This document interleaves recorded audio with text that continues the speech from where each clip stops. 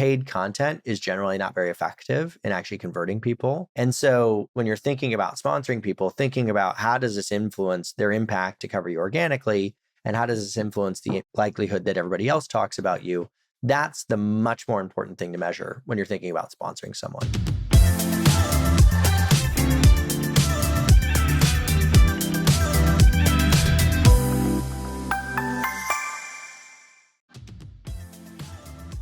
Have you ever wondered why some brands grow exponentially, building legions of passionate fans that live and die by their logos, and some, well, don't? I do all the time, and that's probably because I'm a massive brand nerd, but I believe there's a secret sauce at the core of every remarkable brand, a formula that sparks the growth of passionate communities of superfans, building a business and a reputation that will last for years to come. My name is Paul Archer, and I'm a specialist in brand advocacy and word of mouth, having consulted for hundreds of brands on a topic. Hey, it's Verity here, your co-host of the Building Brand Advocacy podcast. In this podcast, we tap into the greatest marketing minds in the world as they share the exact tactics and strategies used to build the world's greatest brands, dropping actionable insights every brand builder can apply. We've got some incredible guests coming up, sharing insights and tips that can truly shift the marketing landscape. If you want to be the first to hear, make sure you hit that follow button. The more people following the show, the bigger and better we can make it. So if you're loving what you hear, don't forget to follow and spread the word. Thanks again for listening. It really means a lot. I hope you enjoy this next episode. It's time to learn and build brand advocacy. Welcome back to Building Brand Advocacy. I'm your host, Paul Archer, and I am joined by the incredible Conor Begley. Conor, how are you doing? I'm doing great, Paul. How you doing? I'm doing all right. This is my last call of the week. I've got 5 more today, so I wish I was in your shoes. You can almost taste the beer. Almost. Well, this is a bit of a special episode when we're going to do a super deep dive into one particular topic, and we have the absolute guru when it comes to it. So today's topic is all about earned media value, and we're going to try and find everything you've ever possibly wanted to know about earned media value. And if Conor doesn't know, it's pretty much not worth knowing, right? So it's definitely something I've thought about it probably more than anyone in the world. That is probably correct. And that's what you need, right? So, so just to put some in context, like who are you or why are you talking about earned media value today? Yeah. So, my name's Conor. I co-founded a company called Tribe Dynamics. Tribe Dynamics got acquired by CreatorIQ a few years ago. And so now we're the largest kind of influencer marketing platform in the world. So, we work with Coke, Pepsi, Nestle, Disney, Netflix, LVMH, Estee Lauder, etc. So our biggest categories are food and bev, beauty, fashion, and entertainment. And, dabble in travel and some other categories that are similar. But these are the categories that really kind of dominate social media and brand advertising within social media. And then in terms of EMV, very early on in Tribe's existence, we started publishing data that showed how different brands were performing within the influencer landscape. So we would track and monitor all the influencers and then try to figure out which brands they were talking about. And we had to figure out, well, what kind of metric are we going to express this with? And the metric that we kind of latched onto was EMV, or earned media value, which basically is you kind of assess each piece of content and say, well, if I had to spend advertising dollars, how much would I have to spend to get a similar amount of exposure, right? That was the principle. Now, it's evolved a lot since then, but that was, still a similar framework. And and so we're definitely the largest in the world in terms of measuring that for sure. And just to get granular in it, you say it's sort of evolved a bit, but what is it? How do you define it, and how do you roughly measure it? Yeah, so the way that you define it, so I think maybe an important concept to get into is one of the things that people screw up about the influencer space is they assume that it's just going and paying, Kim Kardashian to talk about you. And the reality is the vast majority of content created about any brand is going to be organic or editorial, right? Or earned would be the term. And so, the problem is that when 90+% of the content created about a brand has no affiliate link, no discount code, there's no way to really track and understand what is the impact of Rihanna wearing a pair of Gucci slides in an Instagram photo. Like, what is that worth? You got to come up with some proxy for that because you're never going to be able to directly connect it to sales. And so that's kind of the goal behind it. And then in terms of just functionally how it works, what we've used as our North Star is market share, right? So how does all this content that's getting created, how is that connected to shifts or movements in kind of market share, right? And what you find is that engagement with content, so likes, comments, shares, retweets, repins, are the metric that are most highly correlated with market share movement, right? And that should be obvious, right? Like if I put out a post and, nobody engages with it, clicks on it, interacts with it, it's probably not having a very big impact, right? But if a lot of people are liking, commenting, sharing, interacting, whatever, probably is having an impact. And especially if my brand is featured in that, that's probably a good thing, right? And so anyway, so what we'll do is look at an individual post, let's say like an Instagram post or a TikTok video, and say, okay, well, we think a like is worth, 25 cents and a comment's worth $1 and, these kinds of things. And that gives you a score for the asset. Those aren't the numbers, but that's the principle. And then ultimately you look at all the assets for a brand, you say, okay, across these 25,000 pieces of content, we think that, Budweiser has had $10 million in coverage created.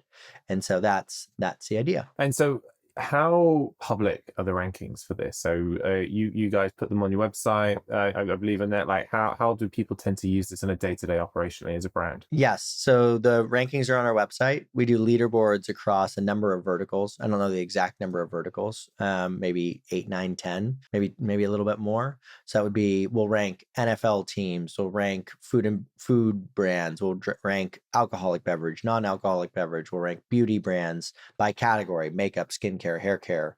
We'll rank luxury fashion, non-luxury fashion, a bunch of different categories that we rank, and we'll just do the top 10. But then in terms of how people actually interact with it, and we're adding more and more data publicly over time, but in terms of how people interact with it, right? We work directly with the brands, right? So the brands are using this to figure out how am I doing versus, if I'm Nike, how am I doing versus Adidas, right? Or if I'm Gucci, how am I doing versus Prada? Or if I'm, Coke, how am I doing versus Pepsi? What's my share of the market? And I think that ends up being that is the metric that we really push people towards, is like, what is my share of the conversation? Because what you find is that the share of of the conversation. So let's say as an example, right? Like Celsius, the energy drink company, last year was getting more buzz than Coca-Cola, right? So that's crazy, right? Its share of the conversation was greater than Coca-Cola's share of the conversation. And so what you'd expect in those circumstances, when your share of the conversation exceeds your actual share of the market, right? Your market share, we know with a fairly high degree of accuracy that you're actually going to gain market share the next year. Because what you find is there's like a time lag between all the buzz and then the sales. It doesn't happen immediately. So like I've heard about the Sphere in Las Vegas 47 times in the last 6 months, but I haven't gone and actually spent any money there. But the next time I go to Las Vegas, I'm going to be more likely to do it. Same thing holds true. I'm a beauty company. I've heard about Rare Beauty, which is Selena Gomez's line, over and over and over and over and over again. But I haven't gone to Sephora. But the next time I go to Sephora, I'm more likely to try it and maybe buy it, right? Do you have an example of a brand that you've seen this happening? So in one year they spiked, and then the next year we're able to track the value of that and actually put a dollar sign next to it when it comes to pure revenue, not just the value of it. Yeah, we've done a ton of research on this. So we've done this at more of a market level. So we'd use like Nielsen's data or NPD's data. So they track all the retail sales data, and have looked at this concept quite a bit. And what's funny is we thought we had basically invented it, but this has been around for a very long time. So the term, right, was in the past, you would do this for press coverage. So, hey, like, what's my share of voice would be the term, right? In like magazines and TV. And then what you're looking for is what's referred to as excess share of voice, right? So if my market share is 10%, but my share of voice is 20%, then I'm in excess, right? I have more of the conversation than I should, basically. And so examples of this, we've done this in beauty extensively. If you were to look at, let's say, Amazon versus like Walmart, Kohl's, Macy's, Target, et cetera, Amazon in 2019 had 70% of the conversation and only 30% of the market share, had great excess in terms of, excess share of voice. And so what you saw is over the next 4 years, their market share went from 30% up to about 40%. So it's getting closer and closer to that level of conversation. And so you just see that again and again and again and again across categories. And so, yeah, they would be another example, but it's, Celsius would be one. If you were to look at like Prime, right? Prime, the drink company, they passed Gatorade and EMV in 2022 and they went from zero revenue to 250 million in their first year to $1.2 billion in revenue in their second year.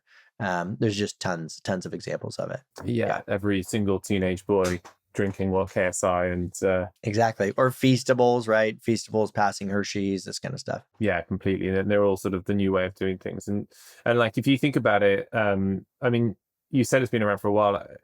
It seems to be becoming, in my day-to-day, earned media value kind of inferred, but this now seems to be the benchmark that almost, and particularly beauty in particular, seem to use it. It's been growing and growing, and now it's on the tip of the tongue for everyone that I'm speaking to. Is that the case? Is that just my word, or is actually it's become a thing gradually over time, and it's now surpassed share of voice when it comes to how PR is measured? Yeah, I mean, I think the thing to think about is, how are people getting their information, right? How do people learn about things? How do I learn about a new product, new brand, new whatever? And I think that, if you were to use, like, kind of put PR in the box of TV, print, et cetera, there's not a lot of people getting their information via that today, right? Most people are getting their information from somewhere on the internet. And most of that being like, YouTube or TikTok or Instagram or these other channels. Like, sure, there's some independent websites and such, but that's the bulk of it. So ultimately what we're measuring, I think in terms of, to your question, like, is it becoming more important? I think that you're seeing budgets shift in that direction quite dramatically, consistently, but dramatically. And so, yeah, so it becomes more, the measurement of that becomes more and more important, right? Like if I'm putting, $100 million into this or $1 billion into this, like I need to make sure it's working. And so a good way to actually think about that is if you were to look at the revenue of Nielsen, right? So Nielsen was really designed to measure TV. And what you found was that Nielsen's revenue was, I'm going to get the exact number wrong, but like 5 to 7% of the total spend of TV. Because if I'm spending, $10 billion on TV, I'm going to be willing to spend, $500 million making sure that it's actually executed correctly, right? And so, in a lot of ways, we get pegged to the percentage of spend, like how much are people spending on this? Because they're not going to spend, $1 million with influencers and $5 million on measurement. It doesn't make any sense, right? What do you think that percentage is that they're looking at? I think it's like low single digits. I think it's similar. I think it's probably somewhere between 3 to 10%, depending upon who it is. So if they spent $1 million, they'd be spending 50,000 with us, 40,000 with us. And so now you're starting to see brands that are spending really, really large amounts of money, like shockingly large. And so that's why, like, our biggest contract with an individual brand will be about $1 million, right? Which honestly is probably far less than what they're spending, far less than 5%. Yeah. But when you start to get those top ends, the giant brands, and like this is measuring just influencers, just creators, or is this anyone that's talking about a brand? So it'll be focused on influencers. Now, the question is how you define the word influencer. So influencer can be defined, in my mind, it can be an individual, right? That could be a Kim Kardashian, or that could be somebody with 10,000 fans that's got a YouTube channel that's talking about, travel destinations, right? Those both qualify. But we also track, organizations. So like if Walmart is talking about your brand, they're a publisher, they have an audience, they're creating exposure, we would classify them as an influencer. You could track like Vogue magazine or Sports Illustrated or ESPN. You could track even the brands, right? So like if Nike is talking about Jimmy Choo, that's something that has value for Jimmy Choo, and we want to keep track of it. Now, what you'll find is that 90% of the people are are individuals. So like 90% of what we'll track will be individuals, 10% will be organizations, roughly. And so so it is going to be the vast majority are going to be either the YouTube blogger to the Kim Kardashian, but yeah, we do track the full spectrum. Do you have any idea how big that is? Like what percentage of someone's customer base will fall into someone you track, or how many of them there are in the world? Yeah, I mean, I think the people overestimate how many there are that matter. So like what you'll find is, sure, we can track a lot of people, but it comes down to about 500,000 that matter across all categories. Definitely sub 1 million. And so, because again, it's like anything, right? Where like, especially in entertainment, people just tend to concentrate. They tend to concentrate around the best musicians. They tend to concentrate around the best athletes, right? They tend to concentrate around the best, publishers, right? TV shows and this kind of stuff. And so, sure, there is a 400th player in the NBA that's probably okay, but nobody really gives a shit or knows who he is, right? And so, like, it's not that he doesn't matter, but it doesn't really matter, right? And so, similar you find in the influencer space, sure, there's a lot of people out there. I mean, there's like, depending on how you categorize it, like 1 billion creators, right? Because every individual, like I'm a creator and you're a creator, like we all publish content online, but it tends to concentrate. There is a very small number of people that, like, even if you were to look at beauty, like even in beauty, there are 3,000 people that generate half of all the exposure in the category. And so even within that, sure, there's 100,000 influencers in beauty that matter, but there's 3,000 that generate half of it. So, and there's probably then 500,000 that wish they were the 100,000. Exactly. Right. So, and what's funny about that is, you would assume, okay, so there's 3,000 people. Well, that must be all the people that have got, the Kardashians of the world. And it's like, no, it's not. Like out of that 3,000, 2,000 of them have under 100,000 fans. But what happens is that content gets a lot of exposure and they create a load of it, right? So they like, when you're creating 5 posts a day on makeup, even if you've only got 75,000 fans, but you're a makeup artist that's, gets, a lot of engagement, like, you're going to be one of the top people. So it's not necessarily all just big guys either. Awesome. And so thinking tactically now, we're looking at the teams. If you're a marketer who's doing it, what is it that most people get wrong about how do they engage with earned media value? Yeah. So I think the thing they screw up the most is they focus on, so like, hey, I ran this campaign and it generated $1 million in EMV and I spent $100,000 on it. So this was a good campaign, right? What they screw up about that is when you look at what actually predicts success, right? And I'll define success as share of conversation, right? Share of voice. So I want that number to go up because I know if that goes up, that my market share is likely to follow, right? So we're defining that as success. If I want that number to go up, the most predictive metric for growth is actually retention of influencers, right? So it is, and again, let's go back to this as like a form of PR. So let's say that, I went out, old school PR, I got, Sports Illustrated to cover my new up and coming brand. And they wrote about me 3 times this year. Well, just because they wrote about me this year doesn't mean I don't want them to write about me next year, right? In fact, not only do I want them to write about me next year, but I want them to write 5 times about me next year, not 3 times. And that is the same process that you see with influencers. So your job organizationally or as a brand is, yes, I want to go out and I want to recruit, right? I want to get Glamour magazine to write an article about me, or Vogue, or whoever it is, or Variety, right? If you're in entertainment. But then I want them to keep writing about me. And in fact, I want that to go up, not down. So if you're to look at like one of the relationships I always show is like Lindsey Vonn and Gucci. She went from like 1 post about them in 2019, where she was just wearing the Gucci slides in the press, to then, and Lindsay's like the Olympic skier. She's got a couple million fans on Instagram, right? So it went from 1 post in 2019 to 7 to roughly 30 to roughly 60 posts, right? So, so Gucci's now getting 60 pieces of coverage from somebody that's got 2 million fans. And if you look at how that relationship evolved, it started with her just organically wearing the product, to then they actually started inviting her to different events. They started dressing her, right? And then eventually they actually released a collection with her, right? A collaboration with her. And so, that process as a company of thinking about, one, not only how do I get people in, but two, how do I grow those relationships over time, ultimately ends up being far and away the most predictive measure for growth, right? Growth being share of voice.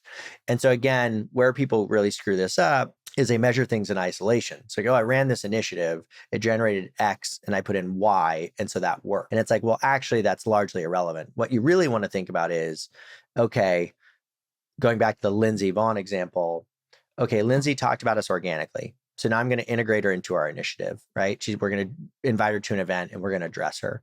How does that change the lifetime value of Lindsey for me as an organization? So now that I've invested in her and I've worked with her, oh, wow, her likelihood to talk about me organically just went up by 20% in the future, right? And everybody else goes, oh, if I talk about Gucci, maybe I too will get this kind of opportunity, right? And so you have this idea of retention and LTV, and then you also have this idea of kind of externalities, right? Or second order effects, which is like, how, when I interact with this person, how does this affect everyone else, right? And that goes both directions. So it's like, hey, I had this influencer and they've never talked about me. Like, so let's say you're Lindsey, and this is before she ever partnered with them, right? She's just wearing Gucci. And there's like some Olympic skier teammate who's like never talked about Gucci, but they've got a bigger audience than Lindsey.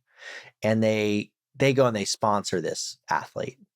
Well, how does Lindsey's relationship with Gucci change? She goes, what the Gucci? I like you. I talk about you all the time. Why are you sponsoring Tim? Tim doesn't give a about you. He's never talked about you. And so then her likelihood to talk about the brand goes down by 20 or 30%. And so you can have negative externalities or negative second order effects that affect the likelihood that other people are going to talk about you, which is ultimately the goal.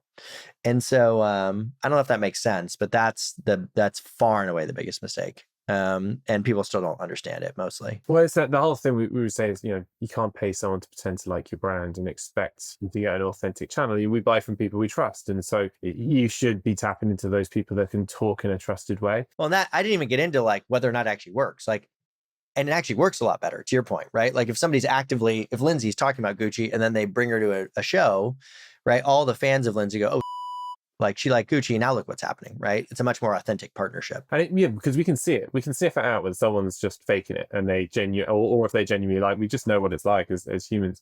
But in the outdoor space, they've been doing this, in fact, the action sports space, they've been doing those kind of partnerships, long-term brand ambassador partnerships with brands long before the internet. And it's quite interesting that it's been rediscovered again now, particularly in the fashion and beauty areas where it's like, oh, I've got to have a long-term relationship. But Nike was sponsoring people. I mean, take away like the Jordan type partnerships, but with every single athlete, it was all about who they're going to work with next year, and sports have done this. So it's coming full circle, isn't it? Totally. Yeah, 100%. I mean, I think I think what's the phrase, like history doesn't repeat, but it rhymes, right? Like I think in a lot of ways, people make this space out to be, some mystical new thing. And it's like, no. Like you've got consumers that are trying to learn about things. They have certain avenues to learn about things. In the past, those avenues were read a magazine, watch TV, whatever. And now what's happened is because the cost to publish content has dropped so dramatically, right? It's so much cheaper to publish, a video today than it was 25 years ago or 30 years ago. You've just got way more people doing it. And from a consumer perspective, I'd rather learn from somebody that looks like me, that I trust, that I've gotten to know over time, than I would from a faceless, magazine, right? Like there's just a higher level of efficacy. It's just more likely to be accurate. And so functionally, if you really want to get influencers down to what they are, they're basically just a magazine. right? Well, how would you interact with a magazine? Well, it's like you'd pitch the editor, you'd send your product pre-release, you'd invite them to cool events and experiences so they're more likely to write about your brand. You might run some advertising with them because, turns out that magazines tend to favor the people who advertise with them the most, right? And so even though they're not supposed to. And so if you're thinking about like baking this into your strategy and you're trying to like come up with a strategy to try to increase earned media value, but a cost-effective way, like what would be your tips? Yeah. So again, it depends on the category you're in. I'm going to define this as you are in a category that people like to talk about, right? Because that's what we focus on. So that's going to be food and bev, beauty, fashion, entertainment, travel, etc. So like this doesn't work if you're deodorant or if you're Brinks trucks or if you're just that people don't talk about, right? But let's assume you're something that people want to talk about. Well, functionally, the approach should again look a lot like PR, which is like, okay, if I wanted somebody to talk about my up and coming, fashion brand, what would I do? Well, one, I'd try to build relationships with the people that talk about this. So I'd go out and reach out to the editor at Vogue or the editor at whatever, and then try to build those relationships. Two, I'd try to get product into their hands. And if I get product into their hands before it's released in stores, then it gives them the opportunity to be like, hey, I got early access to this thing. Let me tell you my opinion on it, right? So one is relationships. So let's build relationships with the community, those people. And two, you can actually short circuit that, right? Like I could hire the person who ran influencers at another fashion company and they bring those relationships with them. Two, I want to get my product into their hands. So aggressive gifting strategies is really important. So how do I get my product into the hands? Three, I think really cool events and experiences are ways to build rapport and to get them to try it in real life.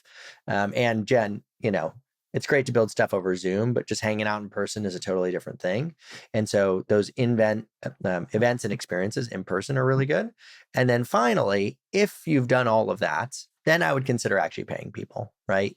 Because ultimately, the paid content is generally not very effective in actually converting people. But what it does do, again, we were talking to, I won't say who it was, but like one of the larger consumer organizations in the world, like top 10 in the world. And they're like, yeah, we used to track how much dollars had we spent with this magazine and how much editorial coverage had we gotten out of it, right? And if that ratio wasn't right, we'd cut them as an advertiser. Because the reality was the ads were not the point. Like the ads were fine. What the point was how do I get editorial coverage? And I know if I'm the largest advertiser there, I'm going to get better editorial coverage. And so when you're thinking about sponsoring people, thinking about how does this influence their impact to cover you organically, and how does this influence the likelihood that everybody else talks about you, that's the much more important thing to measure when you're thinking about sponsoring someone. And so, so those are the things.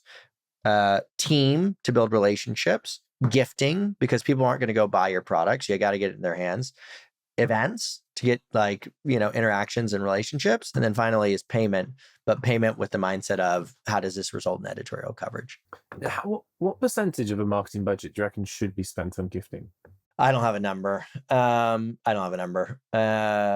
It depends a lot. But again, what I would say that people screw up is the cost to go buy something. Let's say I wanted to go buy, 24 pack of beer from an upcoming company, right? Like that's going to cost me $40, right? But it only cost the beer company like 15.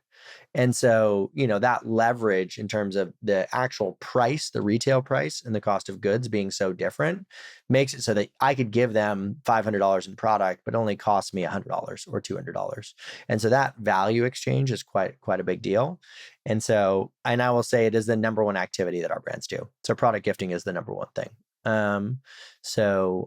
Yeah. Sounds huge. And so on top of that, I mean, that sounds like a really good solid marketing strategy. Are there any cheeky hacks? If I'm a marketing exec and my CMO tells me that I need to increase my EMV, but they've given me no budget or those sort of resources, are there any areas that you would recommend that they double down on to make sure that they move that metric more? Because obviously there's all the things they could be doing, but if they know that that's the metric, where do you think that they can have an outsized impact? Again, it depends on if you're a big brand or a small brand, right? So if you're a big brand, the big mistake that people make is that retention mistake, which I said, which is like, okay, like I am Like this happened with, I'm sure they won't mind it, with Gymshark, right? So Gymshark was like, had built a really strong core community around gym influencers. And then they said, hey, you know what? To expand, we really need to go get a bunch of new people. So we're going to go after NFL players and this and that, the other thing. And then what happened was their numbers dropped, right? They tanked. They weren't good. And what you found, what I showed them was if you were to look at these 4,000 people, which are mostly gym and fitness influencers, they generate 80% of the exposure for you, right? And in a lot of ways, the way that you treat that group of people will influence whether or not new people want to come and talk about you anyways, right? Because, oh, I talk about Gymshark, and if I do, I get free product and events and payment and all this kind of stuff. And so I said, you really just need to refocus in on your core, right? Like that's where you need to kind of focus. And so they refocused on the core and the numbers started exploding again, right? And so as a big brand, the mistake, like if I were to say, to your point, I've got limited resources, I'm not getting extra budget, how do I spend that most efficiently? I would say just drill in on the core, hardcore. Like who are the people that are already talking about me? And how do I have like really strong relationships with those people? And then let the new people come to me naturally, right? And then if I'm a smaller brand, I think the like really leaning in as like a founder and leaning in with product is far and away the best thing that you can do, right? Just going out, pounding the pavement, taking the meetings, doing the calls, getting product into people's hands. And it takes time, but it's very defensible, right? Because you own those relationships. Like we see that for us, we've built relationships with all of our big publishing partners. So whether that's, Business of Fashion or Women's Wear Daily or CEW or whatever, like, all these groups that publish our data, Wall Street Journal, whatever, these are relationships we built over a decade, right? But there are relationships and we own them. And like, and they, and they trust us. And like that's an asset that's very valuable to the business. And so I think really leaning it as a founder and really leaning in with gifting and experiences would be where I would spend my dollars. We've had quite a lot of founders on this pod, and the one thing that seems to unite all of them is that they've done that. So pre 10 million, the founder has almost sold every single item, or at least sold every single customer, and that customer has then bought 10 more and then told 10 friends, and that becomes the point. And then all the other stuff that adds, the things that they spend their money on is like negligible compared to that. And then they reach a sort of inflection point and then scale happens and the founder doesn't necessarily have to be involved, but they're still the ones who are they're on the beating heart of it. And there's so many brands that just never get that far because the founder just can't be bothered and wants to spend it all on ads. It's hard work, but it's very, very powerful and it builds over time. So do you buy into that yourself? I mean, in a B2B perspective as well? I'm always interested in the kind of the parallels of B2B and B2C. Totally. I assumed you were talking about B2B founders. Yeah, no, 100%. I mean, that's, it's possibly even more powerful in B2B because it's like, there's such a small number of relationships, right? In consumer, it's like, there's, you're selling to millions of customers or tens of thousands. 1,000%. I think the idea of, like, I hadn't really understood it. In a lot of ways, it's almost impossible to understand it when you're like 22 years old or 25 years old, because you just haven't existed long enough to have those kinds of relationship. But when you build business relationships over the course of a decade or longer, it's very high leverage. Because it's like, there's a level of trust that exists when like, that just is very, very powerful, right? And ultimately, if you do it really right, you end up building what is commonly referred to as a community, which most people honestly don't understand because it's like actually hard to do. And it takes tens of thousands of conversations over many, many years to actually build it. But yeah, I think that we've gotten to that point. It's pretty cool. First of all, how do you define that? And what do you mean by we? Is it we? Is it you? Like, what does that look like in the world of Conor? So in the case of Tribe, and frankly, CreatorIQ to a certain extent, it's me, right? So, and in terms of like how that manifests, right? So like we put on last year being like, 15 months ago or so, we put on an event. And we had like 40 speakers and we had 700 people attend and we were targeting 300. And this year it was 1,200 people and 50 speakers and 3 stages and whatever. And, of the people that were speaking, I invited probably 80 to 90% of them, 85% of them, right? And it was 80% of the market, and 80% of the sponsorship dollars came through me or more, and so like, and it's not to say it's not like anybody else is doing the wrong thing. It's just that being really concentrated and having me really focus on that had some really powerful impacts, right? And so, and I think that, I've seen it where there are a lot of organizations that just don't have that. And the thing is, it's not easy to replicate because it's built, again, over tens of thousands of meetings over many, many years. And so, yeah, and you see people do that, right? Like a good example of it would be, Gymshark certainly does that. If you were to look at, like, I remember Drunk Elephant, a woman named Tiffany, who was the founder and CEO. She would spend 2 to 4 hours a day, every single day on Instagram, like DMing with consumers and like interacting with the comments and like just irrationally plugged into building these relationships. And so you do see it a disproportionate amount of the time with founders that are successful. Yeah, and it's amazing. Social media has given them a voice for the first time they never would have had previously. It was always a closed book. They had to go to shows and meet people and have stands, and that's a lot more manual. It takes a lot longer to reach that sort of inflection point. So finally, to close things off, where's it heading? What's happening with earned media value? Anything that's changed? And then also, where do you see things heading in this sort of state of creator and social commerce? Yeah, I think it's going to be more of the same, right? Like, I think the rules of the game have largely been figured out. There's small changes that are occurring and small movements that are occurring, around like social commerce and some of these other things. But like, the thing that I think about is for the last, so you'll see that, I don't know if you can see it, that magazine right over here, right there. That was like the first big article. It says the year of the influencer and was published by Beauty Inc.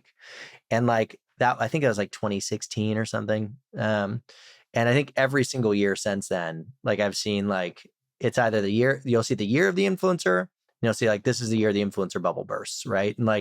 And so like, I just saw a tweet about it. I was like, God, I thought we were done with this. We're 8, 9, 10 years into this. I think it's kind of well established what it is. And the reality is that until there's a better source of information, it's going to kind of continue in the way that it does, right? There might be a new social network that pops up, but I think people largely overrate that. Like, there's been one social network that's been created in the last decade, and that was TikTok. And that was also like 7 years ago. There hasn't been a meaningful social network created in 7 years or something like that. And so, and frankly, they were Musical.ly before that. So it's like, I don't even know if you can count that. So I think it's gonna be more of the same. I actually don't expect it to change a lot. I expect it to be consistent and similar. Now, I don't know. All the AI is pretty wild. We'll see what happens there. But yeah, I expect consistency. I don't expect change. Amazing. If anything, it becomes more important to find those authentic voices in a world of AI generated content. Exactly. Right. I think the artificial content is